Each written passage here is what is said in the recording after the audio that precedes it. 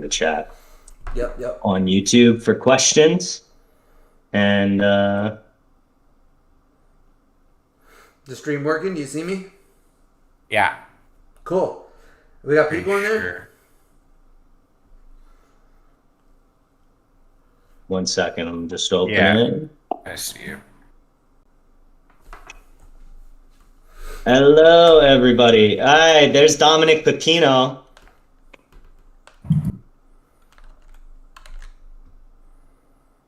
I want to be able to see what you guys see. Is that the link that's in the Discord? Yeah, in the announcement. Let's see.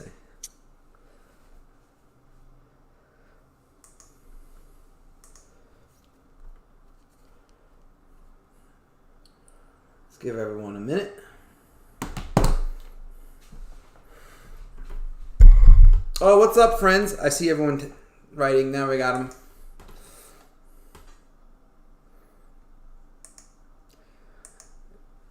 Hey, Popcorn's here. Popcorn, Priscilla. Where did the comments go? I lost them.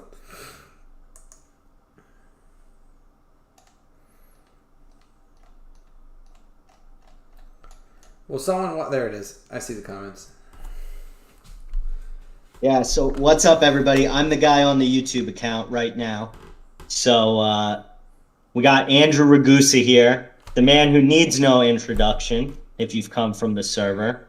Probably one of the smartest guys in my circle when it comes to efficiently running a business and just being an overall sales badass. So to give you a little context about what we're doing here, 6 or 7 months ago, Andrew, we ran the first session or the first cycle of these 6 classes, and we started it calling it New Agent Bootcamp. And we got about halfway through it, and someone said, Kyle. Luca, Andrew, why did you ever call this New Agent Bootcamp? This information is great for any real estate agent. And thus Real Estate Mastery was born. And I twisted the hell out of Andrew's arm to get him back out here. He's a busy guy. And so thank you, Andrew, for running this again with us. Of course, man. Happy to be here.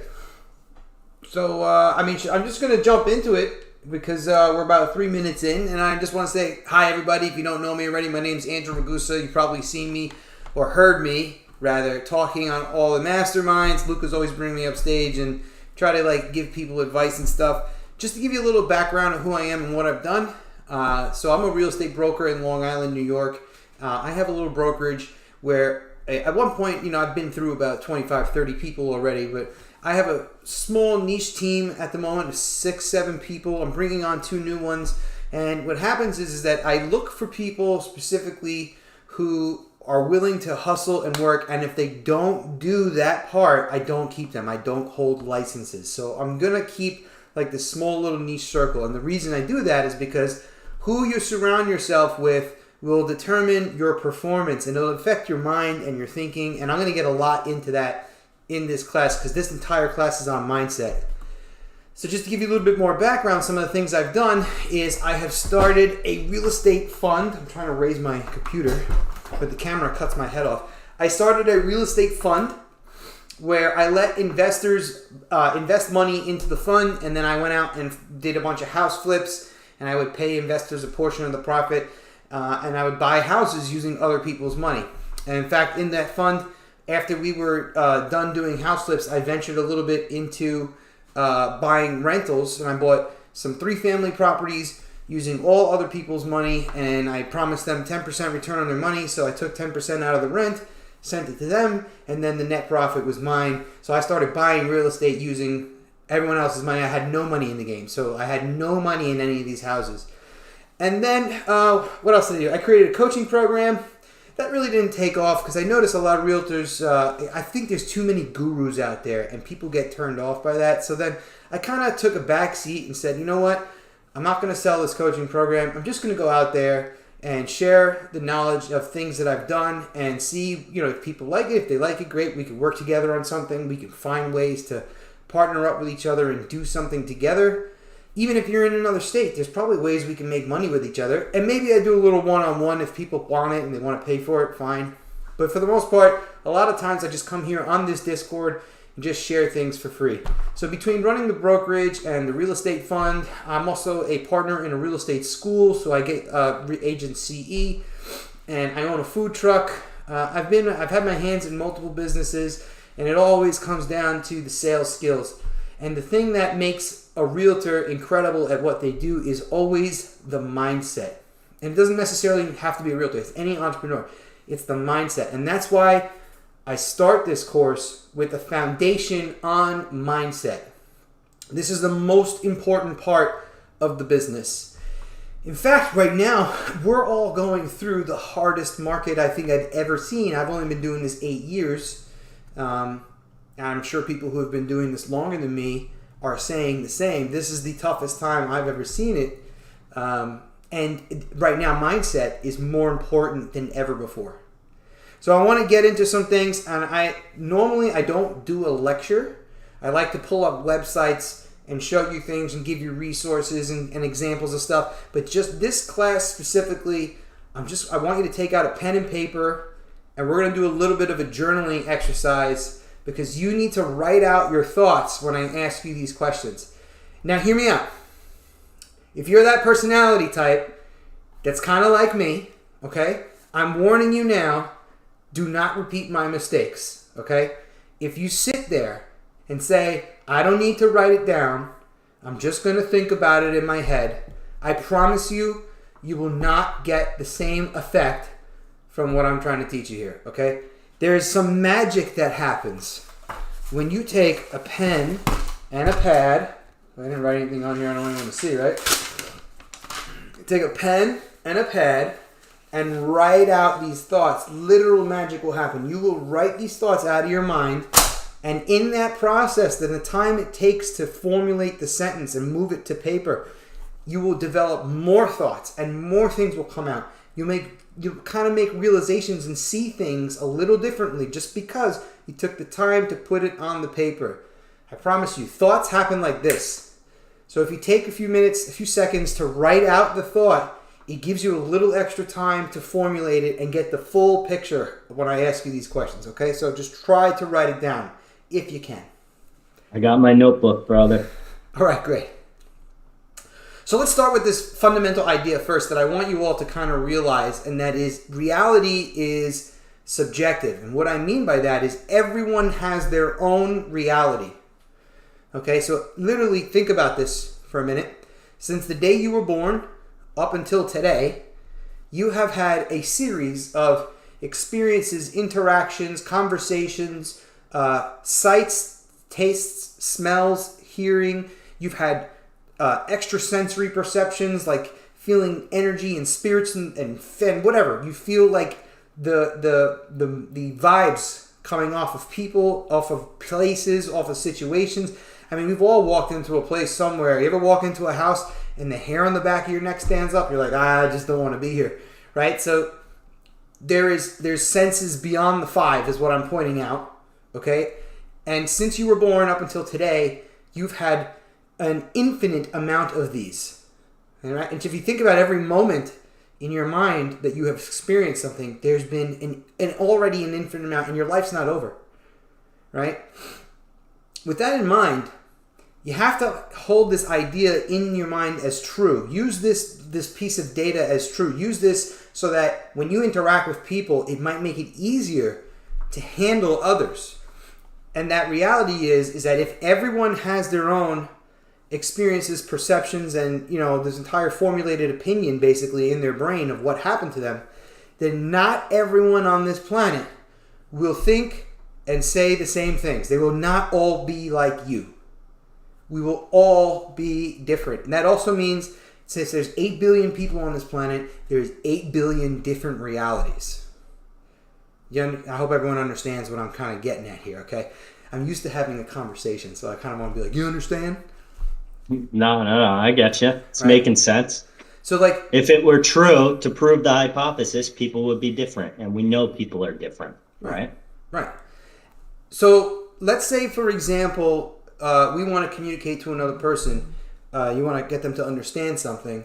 Then you have to bear in mind that Your understanding of a problem, of a situation, like let's say you're sitting down and talking to a customer and you want them to realize you're the best realtor for them.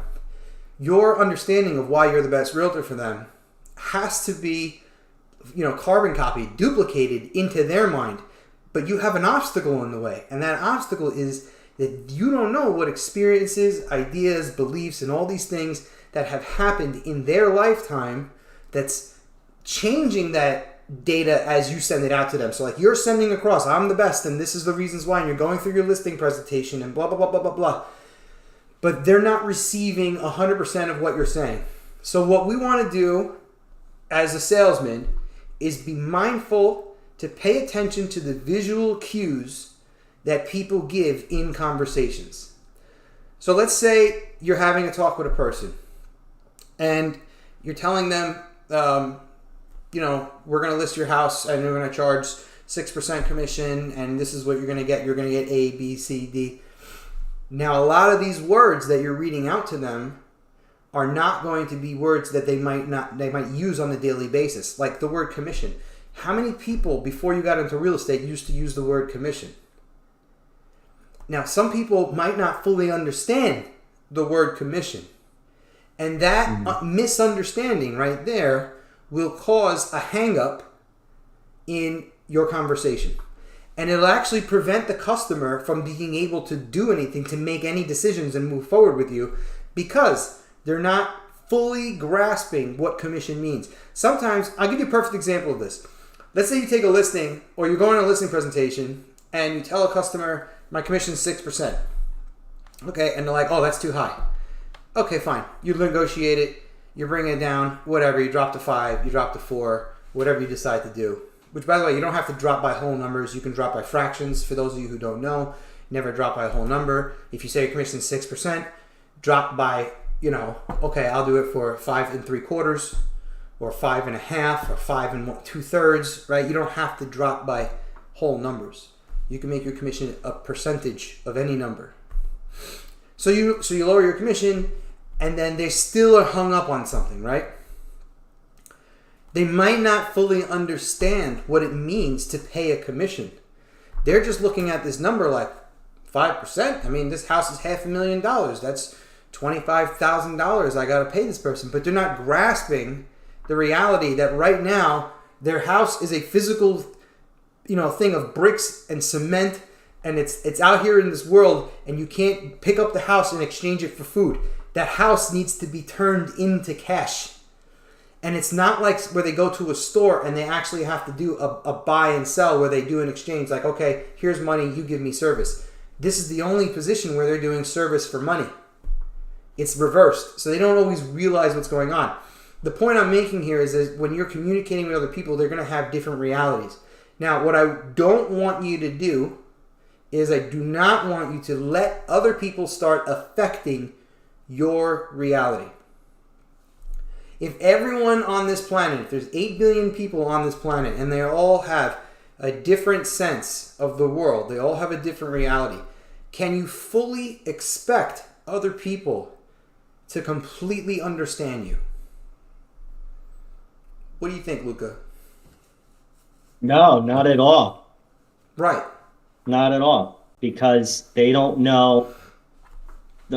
As real estate agents, we're going to do hopefully more transactions in a single year than most lay people will do in their entire lifetime, right? That's right. They're not going to know that 5% or 6% or what have you is going to go into marketing, half gets split off to the buyer's agent, your broker's taking a cut, you have to pay 30% in taxes. Right. All they know is that 6% of whatever they're making is going out the window. Right. And you got into my next point about breaking down the reality. But the point is that if you communicate to another, you cannot fully expect them to completely understand what you said. And you need to break it down and explain the communication that you just sent across like you're literally talking to a person who's never heard these words before. All right. But more importantly is that we're in this field where we constantly interact with other people, And you're going to find that a phenomenon occurs, and I talked about this on the last mastermind. And this is where the journaling comes into play, because if you've noticed, we as people, when we interact with other people, we all have these different realities, and we have a bad habit of trying to project our reality onto another constantly. Okay? That's selling. Selling is the process of pushing your reality on another person and getting them to see it that way, right? But think about all the other times in your life where someone else is pushing their reality on you and you don't want it, or you reject it, or it's not real to you. You can't experience it. You can't quite fully grasp what they're talking about, or you don't even want it. You don't want to accept this as true. Just because it's true to another doesn't mean it's going to be true to you. And what you could find yourself doing is you end up in this situation where you're in real estate and let's say things aren't going the way you want them to, and you go to ask advice from another. Well, they start giving you these ideas and their opinions of things, and the problem you have is that if you absorb what they say, and they're not giving, there's a certain way to coach, okay? So let me put real estate coaches aside for a sec because I'm going to talk about them in a minute. But let's say you go to a friend, okay? And they're trying to give you some help. And they're like, well, your business is not doing well because you did X, Y, Z, or you're not doing A, B, C, and all these things, right? The problem is they aren't with you 24/7, 365. They're not waking up next to you and watching what you do in the morning and what do you eat for breakfast. Did you know that the food that you eat can affect the focus of your mind for the day? Have any of you guys ever had a massive, buttery, delicious steak covered in salt, all seasoned up from a steakhouse? I just did for dinner, man. Right? Now, imagine you were going to take, right after you finish that meal, you're like, man, I'm going to go read a book. Or I'm going to go start entering listings into the MLS. Or I want to start sending out listings to all my customers. What's going to happen? Not at all. You're going to fall Andrew, asleep. it's so funny you use this as an example because just today, my grandfather, usually I cook for him, dinner's on the table by 6, but today it was a rush. Had to be on the table by 5:30 because he had an appointment to go to. So I made him a big steak, some potatoes, some green beans, and he gets halfway through the meal and he says, you know what? I don't think I'm going out. His entire plans to go out to this real estate event for an office opening just went out the window. But look, my point here is that if the person you're asking for advice starts evaluating things for you and they start telling you, well, you're not doing X, Y, and Z because of this, or you're not having success because of this, or you're not having listings because of that, whatever it is, how can they possibly know what you have been doing at every moment and at every time? Did they know what you did in the morning? Did they know what you ate? Did they know when you went to the bathroom? Did they know what's going on in your private life? Did they know what's going on with your family, your loved ones, your significant others, boyfriends, girlfriends, non-binary friends, whatever you have, right? They have all of these things here. You have all these possible realities at play. And this person's trying to say, no, it's this one. It's only the one. It's my reality. That's the reason why. It's illogical. And the reason I'm even having this discussion with you is because I want you to start to realize that the only person you need to trust right now is yourself. You need to be your best judge. You need to be the person that tells you what's wrong. And a lot of times what we do is we go to others and we ask others what's wrong. Now, let me comment on real estate coaches or any coach, sales coach, whatever coach you have. A lot of people go into that business because they have the intention to love others and help them. And it's an honorable thing to do. But again, the information they're giving you is passing through a certain reality. Even the information I'm giving you is passed through my reality. Okay? But the thing that's important here is when you go to a coach, if that person goes to you and says to you, I'm going to tell you what's wrong with you, chances are it's not good data. If you have a coach that comes to you and they want to help you, they should just help you figure out for yourself what's wrong and why you're not performing on things, or what's going on in your life, why things not the way you want it to be. A good mentor, like I've been mentored by some really wealthy people, and I can't say some names, but really well, like if I said names you would know. But I've been mentored by really wealthy people, and all of them, when I had a problem or situation, like say for example I needed to know how to do a specific task, they would teach me. So I'm not saying all data is useless, right? So like one guy recently taught me how to use CoStar. And this guy's a really high-performing dude. And I've been really taking the time to like dive into commercial real estate because I'm learning how to use this. Now, he's a good resource for that. I chose to learn from him because he has the results and I want his results. And he gave me good data. But I had another mentor at one point who I would go to and be like, I don't know what's going on. I'm not having the success I want. I'm not having the business that I want, or whatever it is not coming to me. And he would never tell me, the reason why things are not working out for you is because you're doing this specific thing. He would always say to me, let's talk about your daily habits, or what's going on in your life. What are you doing to lead gen right now? What are you doing to get yourself out there? How much how much communication are you sending out into the world versus how much communication is the world sending back to you? Are you putting out more than it's coming into you? Because that's what you're supposed to be doing. So these are some of the things that he was teaching me. And it was always in a scenario where I had to decide for myself what was the best course of action. Because no one can know what you know. And that's what I'm trying to drive home to you. No one can know what you know. Now, what ends up happening is a lot of us get into a business situation like real estate, and everyone starts coming out from the woodworks with their opinions, ideas, and beliefs. And now we have this phenomena called OPBs, other people's opinions, that comes into your life. People liberally give them to you. They're constantly giving you opinions. There's plenty of times where you've given other people opinions. And what ends up happening is sometimes we're getting opinions from the wrong people. Think about how many times something didn't go right and then you went to your parents. Or maybe you went to a friend of yours, your best friend. A lot of us have a bad habit of asking advice from the wrong people. If you had a plumbing problem in your house, would you ask the electrician to come fix the plumbing? No, obviously not, right? You would call a plumber. If you had a medical problem, would you go to a high school chemistry teacher to fix your medical problem? No, you would go to a doctor. If your house was on fire, would you call a mailman?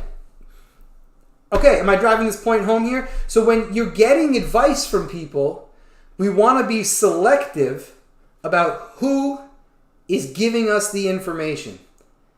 Whenever you're going to take in information from another person, you need to do a few things. We need to first evaluate and say, okay, who is this person? What have they done? Can I have their success? Can I do what they say and have their success?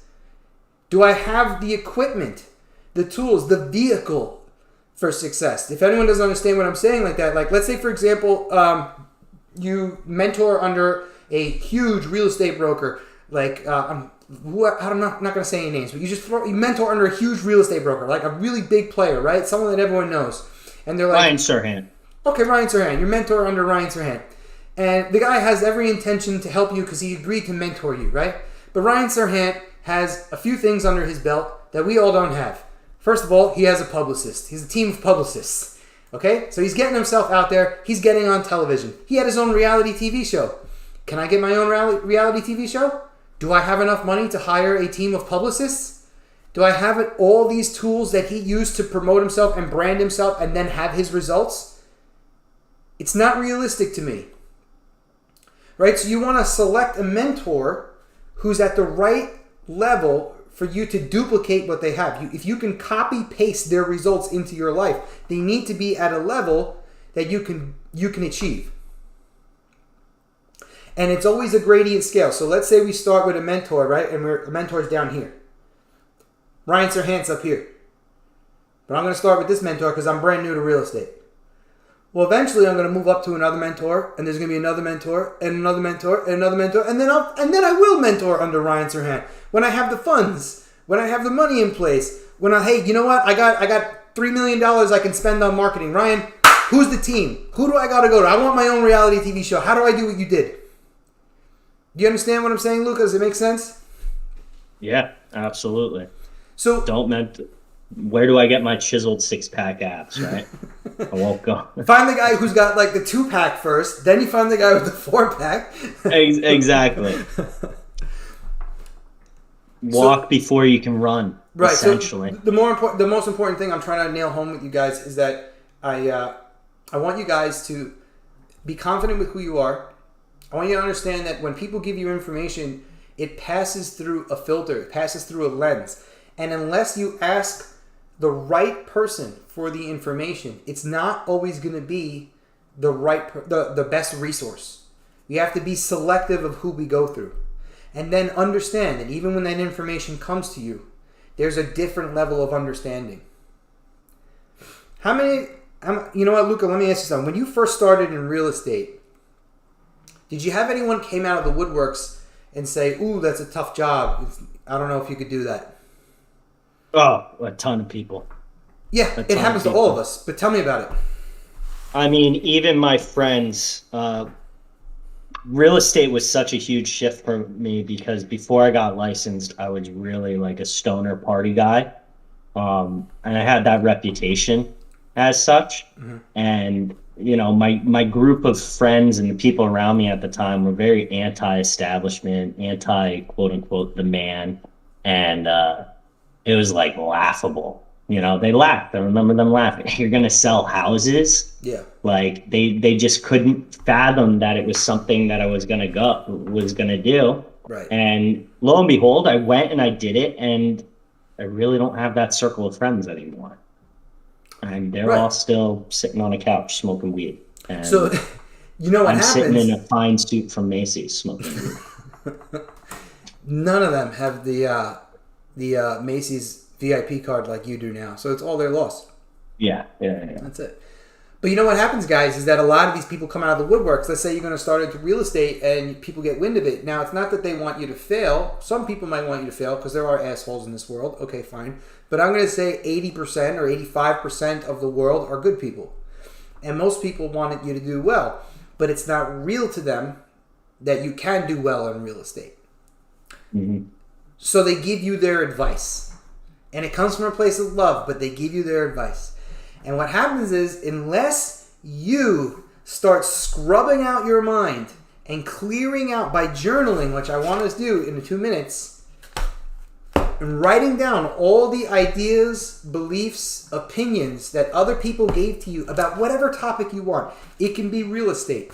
It could be something to do with your kids, your family life. It could be whatever. So I've done this with so many people. I had one person who told me she got her real estate license and was into it. She liked it, but she was really into insurance, and she was in the insurance business prior to this.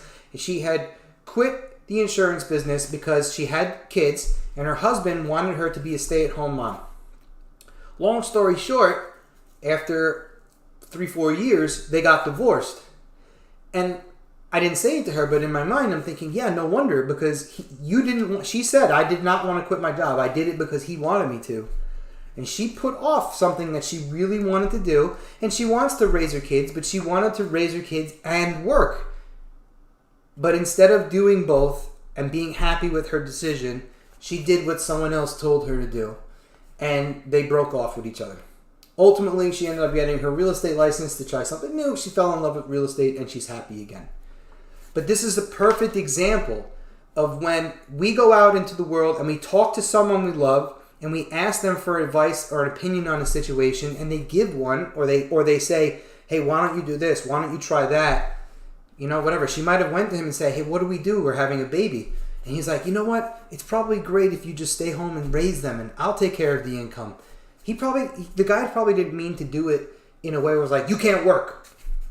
He probably came from a place of love and was like, I'll provide for you. Just take care of our kids. And in his experience, you know, not making assumptions, but he probably didn't like working. So from his perspective, he was giving someone an out from having to do something he personally hated. Right? Yeah, or you know what else could be real? Because we don't know, right? But something else that could be real is that he was raised in a family where the father provided and his mom was a stay-at-home mom, raised him and his siblings, and that was considered normal. And it probably felt like that's something he needs to do now to provide for his family. So I have a feeling that all the advice people give you, for the most part, come from a place of love. But they disregard your reality, which is why when I started this thing with you, I wanted you to understand that everyone's got a different one. So what ends up happening is we find ourselves depressed. Sometimes we find ourselves stopped, not in action, not inspired to do anything. And a lot of times it's because we're still hanging on and holding on to these ideas, beliefs, and opinions that other people have given to us. So right now, just take like 5 minutes, just a quick 5, and write out as many ideas, opinions, beliefs that other people have given to you that just stuck, or they're still playing through in your mind. Or more importantly, if it's an idea, opinion, or belief that changed your course of action or stopped you from doing something you wanted to do or forced you to do something you didn't want to do. I mean, it could be a stop, change, or a start. It could be whatever. Just write it out and let's acknowledge what ideas are yours and what are not yours. So just take 5 minutes. I'm not going to make you guys wait too long. Just take 5 minutes.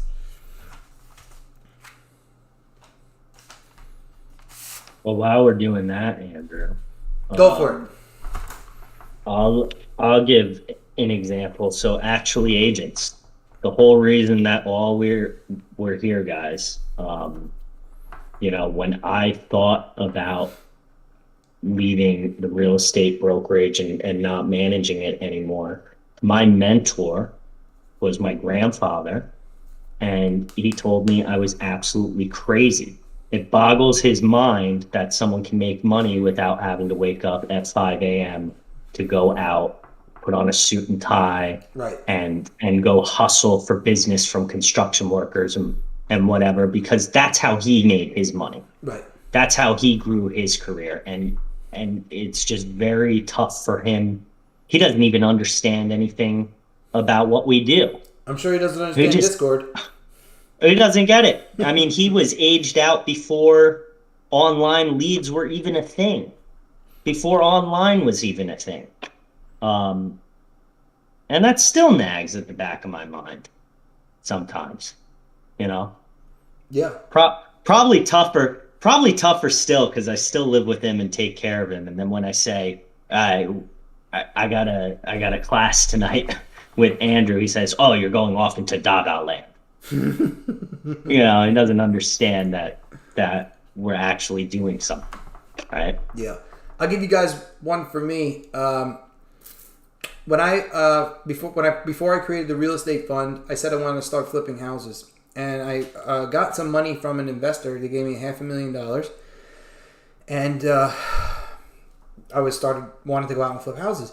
But what happened was a lot of people came out of the woodworks with their ideas, and I got sold on a few different side things that were supposed to make money. And I would go back to the investor and be like, "Hey, this came to me. Look at this thing," right? And I would show it to the investor too, right? And I'll be honest with you, a lot of the investors that I had in the beginning were inexperienced like me. They just had faith in me, right? So they threw their money at me, but they're not big-time real estate investors. And I would show them whatever this side project was that came from people. I don't want to mention names because I'm not trying to have bad energy in my life, okay? I'm just saying people came and offered me things, and then we take some money and invest in it, and then it didn't work out.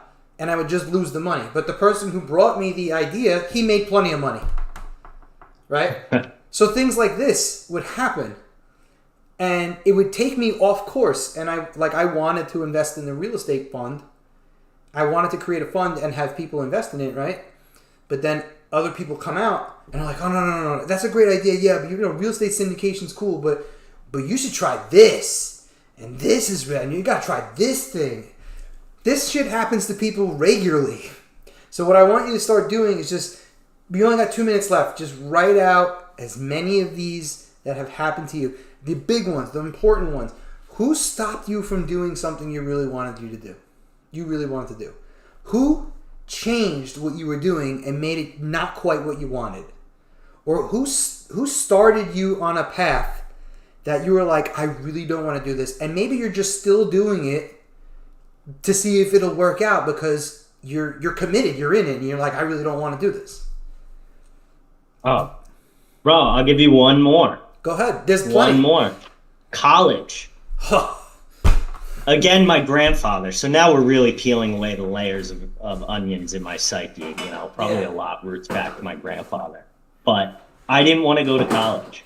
I wanted to work right out of high school, and he didn't go to college. But to him, in immigrant, the American dream, you got to go to college. And I absolutely hated college, man. I hated it. And lo and behold, I ended up completely dropping out the moment I made my first commission check.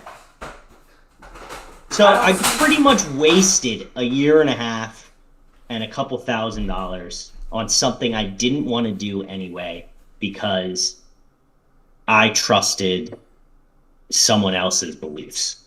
Do you see what I have on the screen? Not yet because of the delay. Okay, it's coming. But I went to college and I got a master's degree because everyone said this is what you should do if you want to make money. And you know what happened is I have this fancy piece of paper in my hand that I get to hang on the wall. And that's all it does. And I have 60 grand of student loan debt. Oh. Dom in the chat here says, went to college 1.5 years, took stats and said, nah, I'm done. That was kind of me too, Dom. The moment I had to retake calculus, I was just out.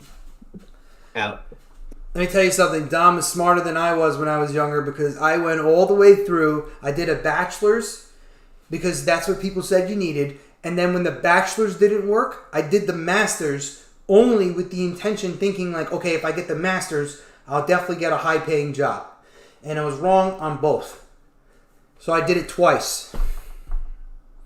But look, we already hit the 5-minute mark. I don't want to leave people doing nothing. So the point that we're making here is people will affect you. Okay? We all have our own different realities here. I want you to focus on your own. Focus on what you know to be true, what's real to you. And I want you to be selective about who you go get advice from. Don't just go to someone because you love them or they love you. It's a nice thing that you have someone in your life who loves you and wants to see you do well. But they might not always be the best resource for the questions that you have. When we have questions, whether it's about real estate or mortgages or law or whatever, or maybe it has nothing to do with business, it has something to do with family or personal things or health or whatever, we need to go to the appropriate resource. So just be mindful of who we start asking for information from. And the last thing I want to just touch on is that there is a basic human need that we have. Everyone has this feeling where we want to be right when we're doing something. So think about this. Who wants to be wrong when they're doing something? Do you want to be wrong when you're writing up work or you're talking to a customer and you say the wrong thing, you take the wrong action, you upset the people around you, you lose the deal? When you're wrong on something, you make a mistake, right? That's why mistakes exist. We say, I made a mistake because you misunderstood something and you took action on something that was wrong, right? Because if you knew what was going to happen, you wouldn't have did that.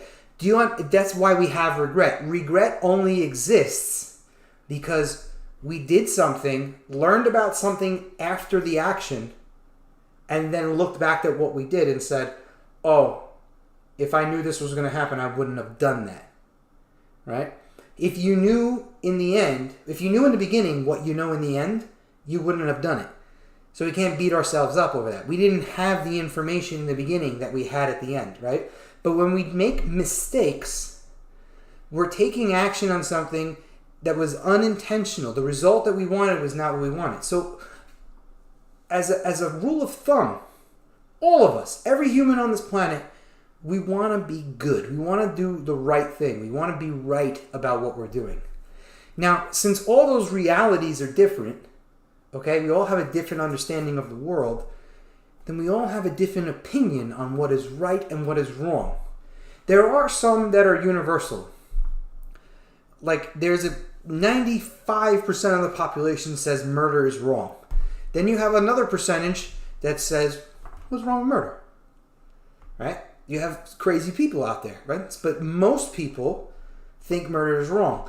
And reality is going to, like, whatever we agree on is the most common basic on, what am I trying to say here? Like, murder, right? That's one of the things that 95% of the population agrees is wrong. There's a small percentage that does not agree. So the things that have large amounts of agreement, generally speaking, we can use those things when interacting with others, right? So we all agree that the sky is blue. But there's probably a few people on this planet who that's not real to them. Maybe they can't even see the color blue. They might be colorblind. And every time they look at the sky, it's red. Okay, so we all have to understand that there's always a different reality. And we try to find the pieces of this world that we agree on with most people.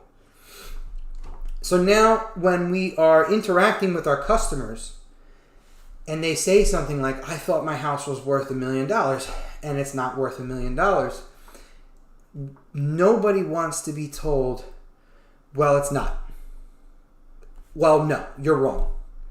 Even when we have to tell them that, right? So we want to be mindful of the delivery and how we say things to people so that we try not to make them wrong in the process.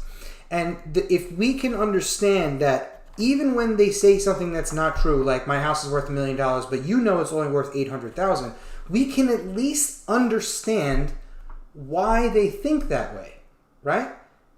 Because they have their own reality. They formulated that opinion based on what they've done, the work to the house, the experience, the love, blood, sweat, and tears they put into this property. All of that formulated this opinion. So if we want to be good salespeople, good realtors, and we don't want to hurt other people's realities and make it so that when they're with us, they feel good. Because if your customer's with you and they feel good, they're going to stick with you. We only ever buy from people who make us feel good. Okay? I don't want to get too deep in this because I'll use it for another class, but think about this. Have you guys ever gone to a store and you wanted to buy something, but you didn't buy it because you didn't like the salesperson? But you still needed that thing. And then on the other side of that coin is that you might walk into a store and you don't really need the thing too much, but you really like the salesperson and you bought it. Right? Because we do things based on feeling. Okay? So if we're with our customers and we understand that everyone's got a different reality and we're not going to let their opinions and beliefs affect us, we're going to stay focused on our reality. Okay? When we deal with our customer, try not to make them wrong. So we take this guy who says his house is worth $1 million and say, okay, I understand why you might think that. Let's pull up some comps and we'll figure out if that can be done. And then you flip through and you need to show them. You explain to them like, look, oh, here's this one. Here's that one. Here's this one, right? And you make your reasonable attempt to show them the truth. Now, are there people out there who won't accept it? Absolutely. There's people out there who are like, well, it's going to be $1 million or it's going to be nothing. And in those circumstances, if you showed them the data, you showed them a reasonable case, and their reality on that subject is what it is, my advice to you would be is to move on. I wouldn't take a customer that can't accept the truth that I'm showing them. When I'm pulling, They're one of those crazy people who thinks murder isn't wrong. That's exactly right. They're in that 5%. You understand what I'm saying? So like you show, remember, reality, the reality that we agree upon, the majority of the people agree upon, is the one that we operate in when we interact with each other. So you might have this guy who you show all this data to, and you're like, okay, I understand your house might be worth $1 million. Now let's go through the comps. We go through the comps, and you ask them, so based on the data that you saw here, what do you think your house is worth? And if he says to you, well, I see that all the other houses are selling at 800, but I still won't take less than $1 million for mine, I would probably not take that listing. I would probably say, I can't help you, sir. Thank you anyway for the opportunity. And if you decide to lower the price in the future, I can help you. But the truth is, you'll find more people who will interact with you and accept what you say because you didn't make them wrong in the conversation. I didn't say to this guy, no, you're wrong. I would say, okay, I understand where you came from. Let's look at the data, right? So we don't focus on the negative. We don't focus on the behaviors we don't want. We only focus on bringing their attention to the behaviors we do want. Let's look at the data. And when we look through the data, we flip through it, and we start looking at all these numbers. If it makes sense, and the guy goes, you know what, you're right. I guess it's only worth $850. That guy would feel so much better with you than the other person who you made wrong. Now, you can take this same situation where you interact with a customer and they want to buy a house and they say, well, I want to offer blah, blah, blah. I want to offer $500,000, but you know they need to offer $525,000. And you just start telling them, you're not going to get the house. You're not going to get the house. You're automatically making them wrong before they even got that offer out, before they even got it started. Now, I know we want to warn people. We don't want to just not guide them.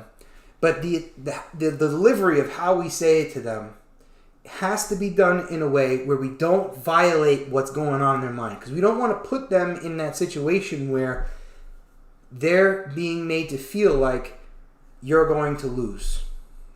So this guy who needs to offer more, I would say, all right, here's what I would do. Let's pull up some comps and let's see what the other houses in this neighborhood sold for. And you could very easily show this person over-ask offers on every house in your neighborhood because the market's been wild for 2 years. Now all of a sudden it's changing. Let's pull up some closed data on what's going on now. Let's see what people got for now. And then there's others that just have to do it. They have to have a loss one time, and then the next time they'll probably listen to you because they don't want to lose a second house. But you will keep the relationship with people, you'll influence more people, and you will have a happier, more successful business if you try to keep this data in your mind that we all have a different reality, and I don't want to violate and make other people feel bad. I want all my customers to feel good around me. And that pretty much drives home today's lesson. So I hope that you guys... Empathy, right? What's that? Not to cut you off, but empathy. Yes. Put yourself in their shoes. Yeah, totally. And look, the feeling, you have to understand something. When you interact with these people, you're catering an experience, right? So like when they meet you, you're actually picturing like the interaction with you as a canvas, and you're going to start drawing their experience with you. And if we can do it in a manner that makes them feel like $10 million every time they're with you. They love your energy. You don't make them wrong about anything. You understand when they communicate to you. And you give them advice on real estate because you're a qualified real estate professional. Right? They're going to love being with you. They're going to recommend you to everyone they know. These are the type of customers that sometimes you don't even have to sign agreements with because they just won't leave. They just won't leave you. You make them feel too good. Other people don't do that to them. I'm not telling you don't sign agreements, but it happens. You get what I'm saying? Yeah. So I hope you guys identified some ideas, opinions, and beliefs that have come from other people that have stopped you or put you on a path or changed your path. It's anything that made you feel like you're doing something you didn't want to do or you're not doing something you want to do. Get them out. Write them down. Get them all out in your mind. Because the more of these you write out, the better you feel. It's like therapy, man. You take all these thoughts and put them out on the paper. And you'll notice that the more of them that you write, the deeper it starts going because you take time to write those thoughts. And you get deeper into that thought. And if you keep these ideas in mind, we're going to be gentle with people's reality. And we're going to be confident in what we do. And we're not going to go look for information from people who are not qualified. You already have the foundation for a successful business. And this is where we're going to start. Day one, mindset. And this is the foundation for everything we're going to talk about. Mostly Andrew. I'm here in the peanut gallery. And I love to be here. But this is the foundation for everything we're going to talk about in the subsequent sessions, guys. So thank you for attending, and you'll see how this feeds in when we go to the next session, which is next week at 7:30. And I want to do some. Luca, do you have the topics in front of you? Can you just read them out so people know what the other classes are? Yeah. So next week, guys, we have lead generation. I know that's going to be a big one. Tapping your network and sourcing off-market opportunities. The week after that is going to be probing for the real problem, bringing certainty to the table. Delivery is more important than what is said. Session 4, we're going to have how to bring customers into consultations. Definitely, you should attend all 6. But if there was one that I took away like the greatest from last cycle we ran this, it was session number 4. How to bring customers into consultations, how to perform consultations, and understanding how people learn. And that session is going to have a great tie-in to what we talked about today. Yeah. Session 5, partnering with a strong lender and attorney, identifying co-marketing opportunities, how to refer your team. And then session 6, our last session on November 9th, how to work with investors, finding investment properties, and becoming resourceful. That's the full syllabus, and they're all up in the Discord, guys. So make sure to RSVP there. And if I may go on a tangent a little bit. Well, hold on. Before you do, I just want to assure everyone that this is the only class where it's a little philosophical, and the rest is going to be practical application of what you can do in your business and take action on. Like, there's actionable steps in the rest, right? Because I don't want people to think every class is like this theory and this whole thing like that. Like, this is just a foundation for that, for the rest. Because when we interact with people, we want to use what we talked about today. Yeah. And it's like you don't want to cold start an engine. Yeah. Right? You got to warm it up. We got to make sure you guys are in the right frame of mind for what information is coming next.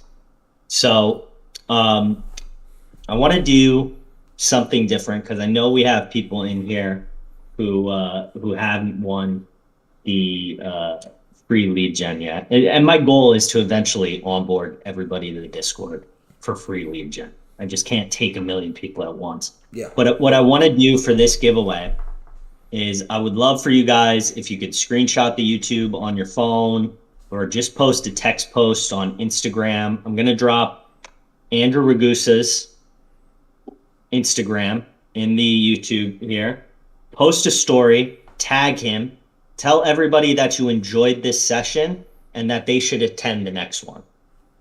And someone who tags Andrew Ragusa and does that in their Instagram story, I'll let Andrew pick who he wants to give it out to. Oh, what, the free lead gen? Yeah. Ooh. Yeah, so it's going to be 6 months of our new program that we're rolling out, guys, completely free. All you have to do is pay the ad budget. We have to charge your card $1 a month for our system, but we take no setup fee, no service fees. Any money that you spend with us outside that one single dollar is all going direct into your ads.